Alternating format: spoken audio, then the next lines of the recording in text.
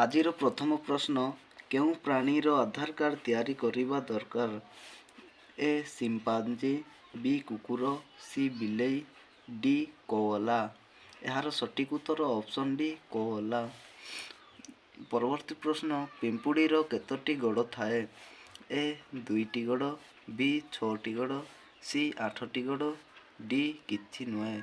ଏହାର ସଠିକ୍ ଉତ୍ତର ଅପସନ୍ ବି 6ଟି ଗୋଡ଼। ପରବର୍ତ୍ତୀ ପ୍ରଶ୍ନ, ଚାଉଳର ଦେଶ କାହାକୁ କୁହାଯାଏ? A Bharat, B Nepal, C Thailand, D Pakistan. ଏହାର ସଠିକ୍ ଉତ୍ତର ଅପସନ୍ ସି ଥାଇଲାଣ୍ଡ।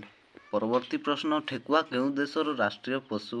ଏ କ୍ୟୁବା ଦେଶ, ବି ନରୱେ ଦେଶ, ସି ବ୍ରିଟେନ୍ ଦେଶ, ଡି ଶ୍ରୀଲଙ୍କା ଦେଶ। ଏହାର ସଠିକ୍ ଉତ୍ତର ଅପସନ୍ ବି ନରୱେ ଦେଶ।